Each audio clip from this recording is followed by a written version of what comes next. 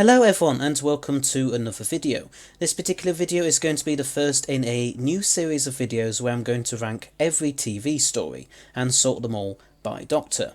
What this essentially means is that I'm going to rank all the TV stories for one Doctor one month and then do the next Doctor stories the next month. So first Doctor for January, second Doctor for February, third Doctor for March, etc. I'm doing this to celebrate the show's 60th anniversary this year, as well as because I'm currently having my own marathon of them, again to celebrate the 60th.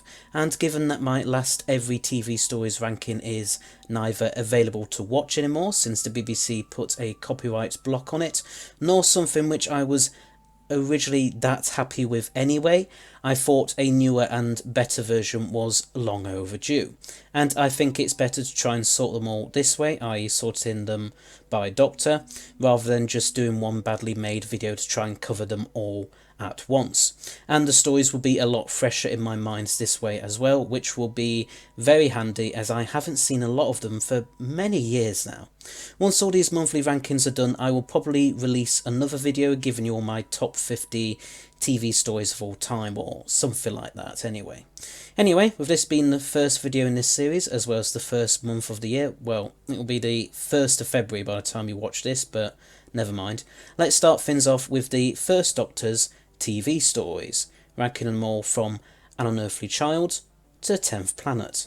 Okay, so we're going to start off with Season 1, of course, and we're going to start from, well, with, of course, the very first story, An Unearthly Child, and, yeah, so I do like the very first episode, and think that it's a very good atmospheric introduction for, well, not just this story, but also the show as a whole.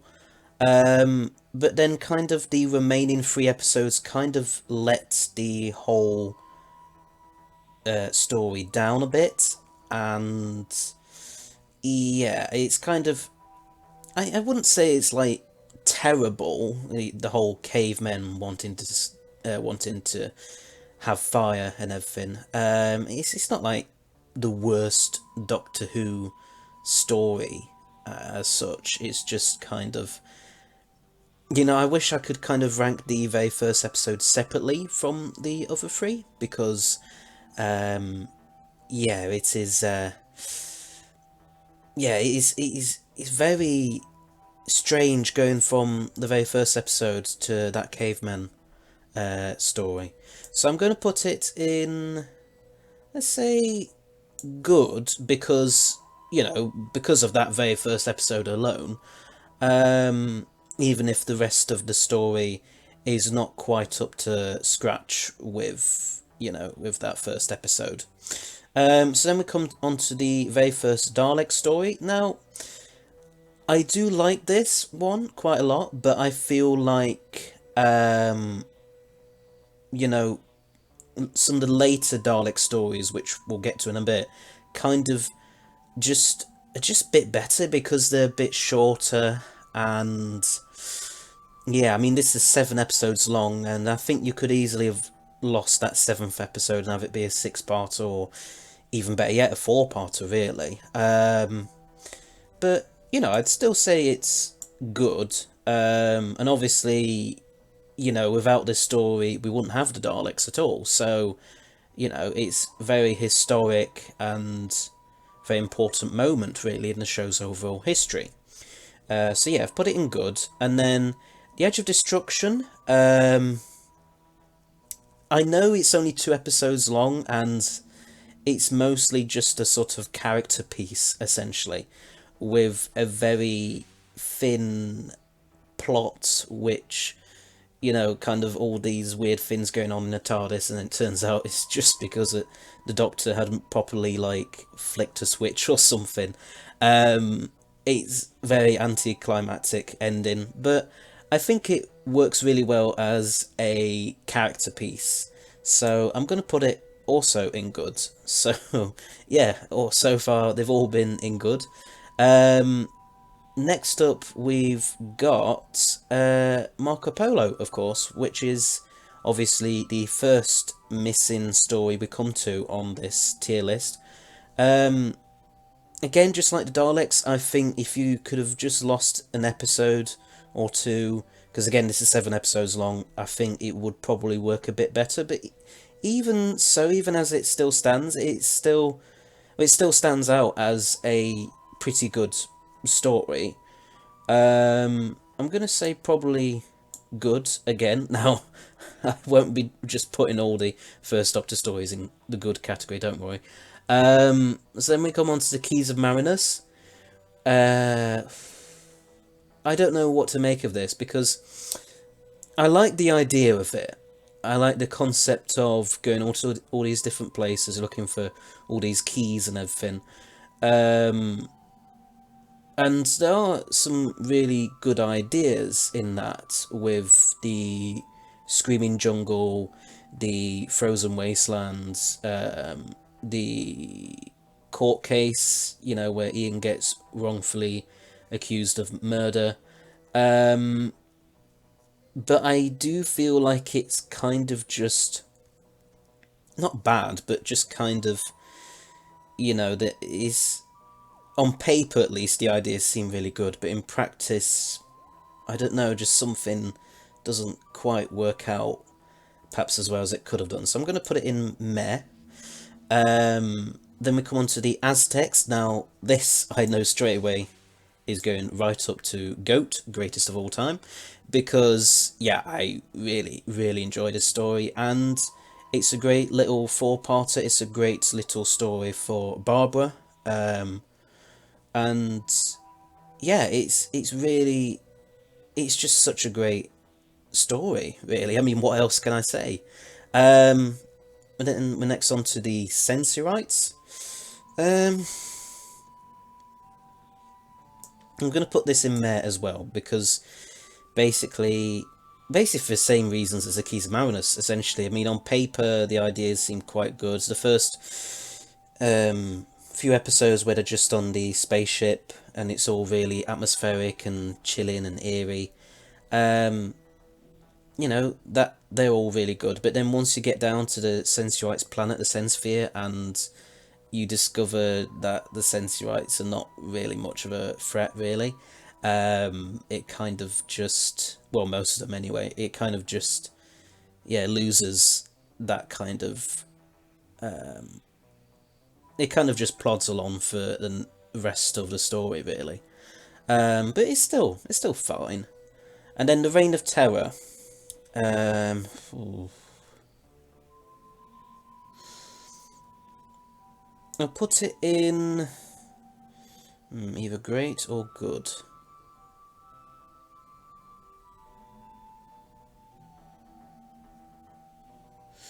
I think I'm going to put it in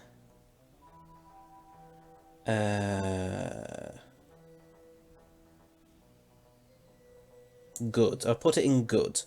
Yeah, because it's a pretty good historical story. I quite like the pure historical, actually. I know most people don't, but I quite do, well, being the history nerd and all. But yeah, it's fine. Nothing really kind of wrong with it. Maybe it could have been a bit shorter with it being 6 episodes, but I think it's fine enough as it is, really. Um, so yeah, that's season 1 done. So now on to season 2. Okay, so we now come on to season 2. We start the season off with Planet of Giants, which is okay, but is not really that noteworthy, so I'm just going to put in meh. Yeah, not much else to say about that, really. It's fine, but yeah. Then we come on to Dalek Invasion of Earth. Now, this is going straight up to GOAT as well, because, yeah, like I was saying earlier with the Daleks, the first Dalek story, I do feel like some of the later Dalek stories are just a bit better, and this is definitely one of them, the Dalek Invasion of Earth. With it being 6 episodes instead of 7, it's just a bit more better paced, as well as just kind of having more action in it. Not to say the Daleks had nothing going on in it, but the Dalek invasion of Earth has a lot more going on. You know, it's very action packed, and yeah, it's kind of, some people may kind of view it as being a bit overrated, but I do actually feel like, having watched it just a few weeks ago, I was quite surprised by just how I actually, personally anyway, I actually think it is very worthy of being considered, you know, one of the best William Hartnell First Doctor stories. I believe that's kind of the general fan consensus on it anyway.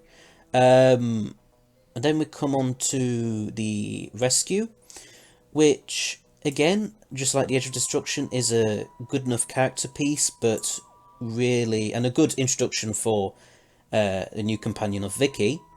But really, there's not much of a plot to it beyond that, so yeah, just gonna put it in good. Then the Romans, I'm gonna put in great, because I just really enjoy just how much William Hartnell especially is having so much fun with this story and the comedy of it and everything, and yeah, he's so good at it. And you know, the rest of the cast is as well, don't get me wrong. But William Hartnell especially, this really stands out, the Romans, as one of his best performances as the First Doctor. And then we come to the Web Planet.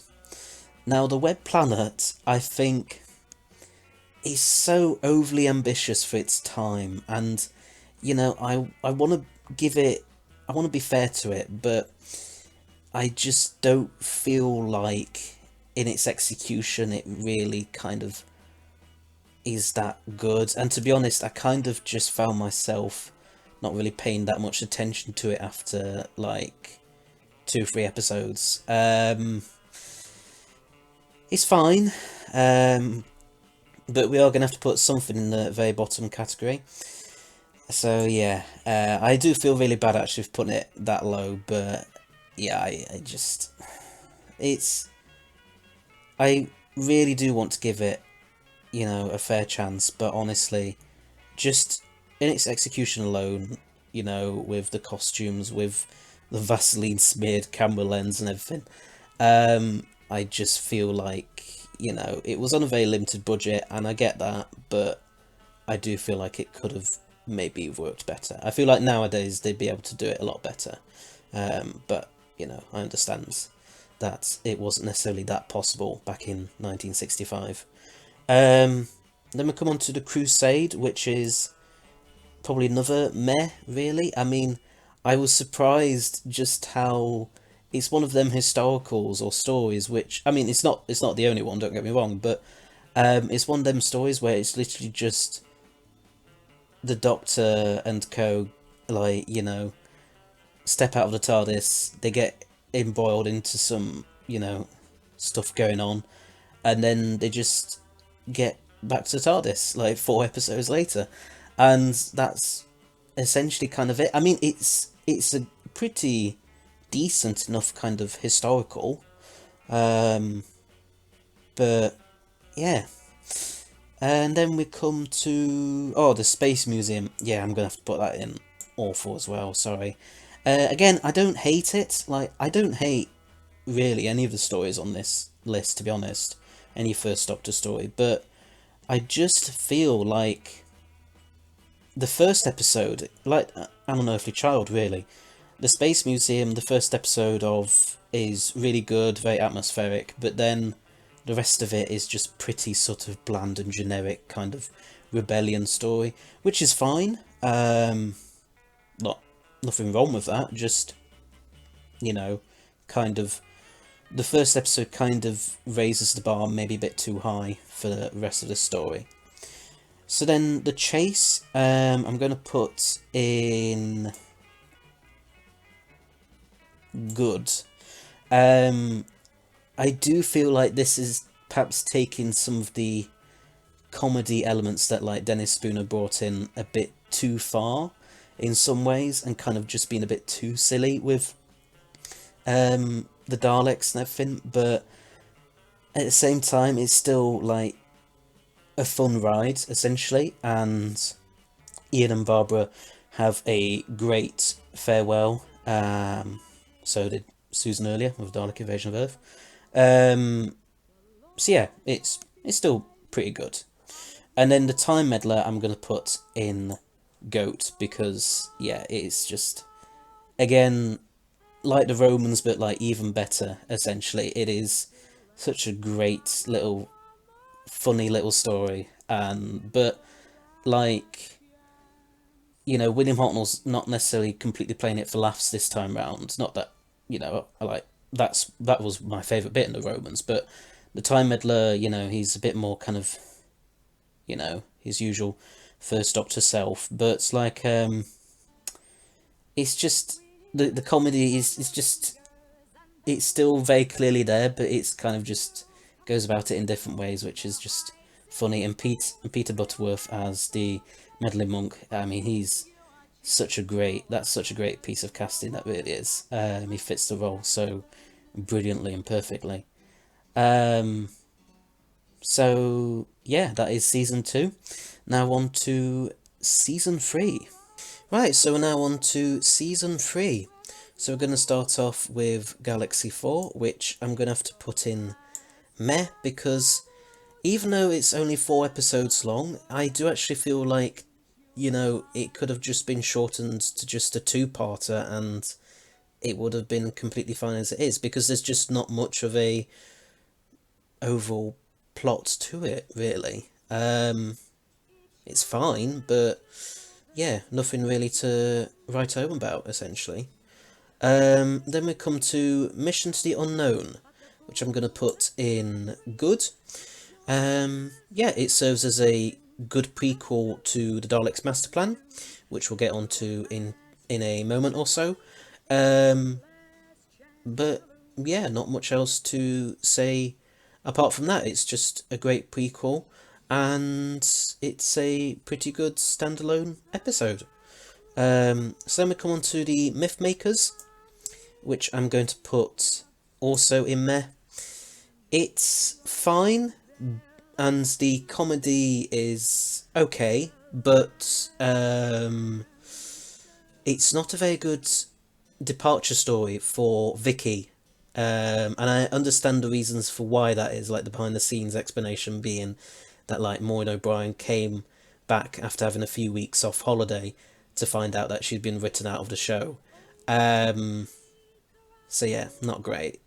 But it it is what it is, I suppose.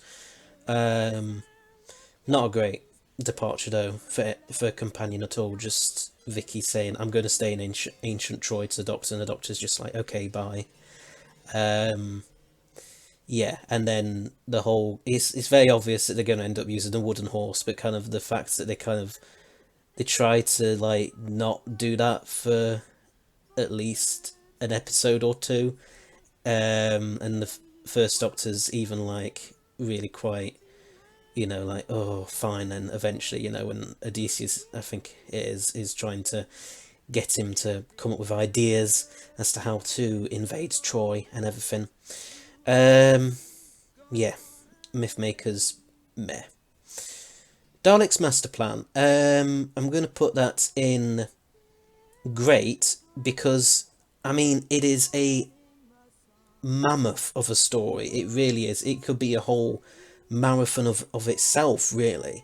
I mean, 12 episodes. It's insane, really, how it's very difficult to get through when, like, 9 episodes out of that total 12 are missing. And so you're having to rely on reconstructions or the audio and everything. And it's a very visual, action-packed story. And so it's really difficult to just kind of be just have to listen to most of it. I'm glad that we've managed to get 3 episodes, that we can watch of it. Sorry. But yeah, it's just such a massive undertaking to try and watch or listen to this story, but it is worth it because it is a really great story. Like, you could easily I think originally it was supposed to be just a six-parter, and it would have completely, you could have just got rid of a lot of them 12 episodes and had it as just a six-parter, and the main plot of it would still have worked absolutely fine with no real massive changes, but it's still very good, very historic story, and I understand why so many people wish that we had either more episodes of it, like that was still in the BBC's archives, or that it would be animated. Maybe one day we might get it animated, perhaps, as and when the animations continue. So we then come to the massacre, or the massacre of St. Bartholomew's Eve, which I actually quite like. Now I know it's something which, again, as is often the case with a lot of historicals, I like it, but not a lot of people necessarily do. And I think it is one that's kind of overlooked because it happens, well, it comes right after the Daleks' master plan. But I would say it's pretty much in a similar sort of league to Daleks' master plan. Maybe not quite as good, but still, a pretty good story. Very dark, very kind of grim kind of ending to it. Not ending, really. The bit where, the Doctor and Stephen depart Paris.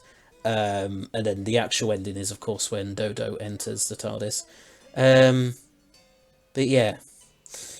So then we come to the Ark, which I'm going to put in meh.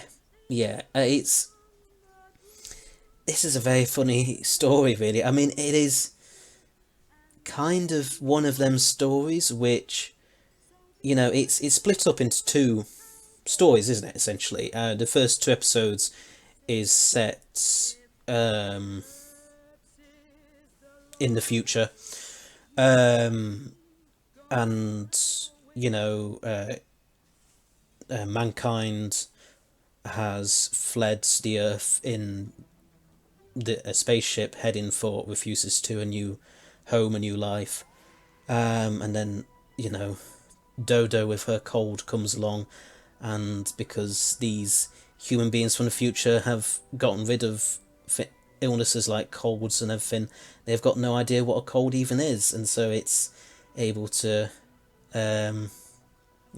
it quickly becomes a very serious epidemic. And then the second half, which is set even further into the future, when the monoids have overthrown their human masters and taken over the Ark. And then, they get onto Refuses 2 and everything, and try to destroy the Refusians and everything. It's a fine enough story overall. It's just nothing really massively memorable, ultimately. Then we come on to the Celestial Toymaker, which I'm going to put in great. Now again, like the Daleks' Master Plan, this is a very visual story, and it's such a shame that most of it is missing, because I really do struggle to understand what on earth is going on sometimes when I'm just listening to it on CD, or even with a reconstruction. It can still be difficult.